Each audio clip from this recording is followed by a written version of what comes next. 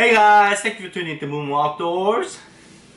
Today I'm gonna do a review of my workhorse, Shimano Trevala. So recently I did a review on Lexa 300. So I have to do a review on Shimano Trevala because my Lexa 300 goes on to this rod 99.9% of the time. So Shimano Trevala, this is a 7-foot medium light version. The model number is TVC70ML. So the blank is, they call it a TC4. It's basically a T-glass and graphite combination, which makes it really light and strong.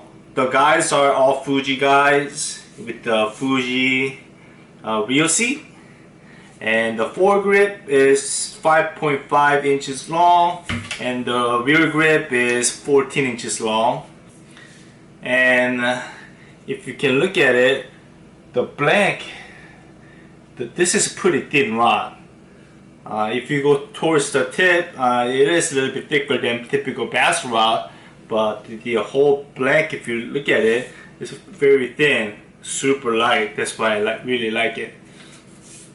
So I use this rod for pretty much everything except for trout and black bass, stripers, lingcod, rockfish, halibut, salmon, sturgeon, all the game fish you're going for in Northern California, this rod can handle. So obviously this is a 7-foot medium light version. They have 5-foot something, extra heavy, 6'5", medium heavy, but I went with the 7-foot medium light, and I'll tell you guys why in a bit. The action is moderate fast, and the power is medium light, and the lure weight is 2 ounce to 4 3/4. However, I've used a lure as light as 1 ounce and as heavy as 10 ounce for jigging. So I get a 10 ounce jig and it has no issues. It handles 10 ounce just fine. I'm pretty sure it will handle more than 10 ounce just fine.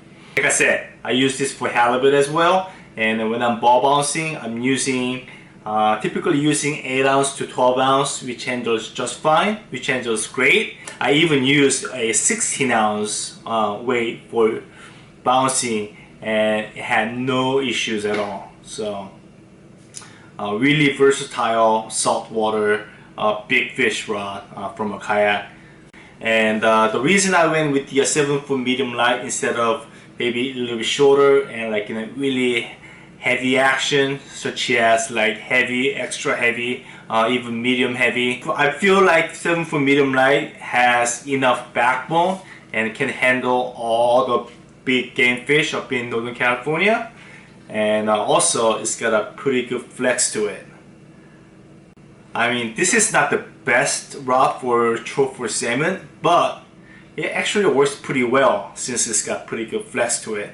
Trolling for salmon, you do want good flex to your rod because sometimes they will run at you, and you want to compensate that by having a flex rod. It will help you keep the line tension and keep the hook buried in their mouth. And at the same time, like I said, it's got really strong backbone. So this is my go-to rod pretty much for everything up in Northern California. If you guys have not checked out my Lexa 300 review, please do. I'll leave it in the link description.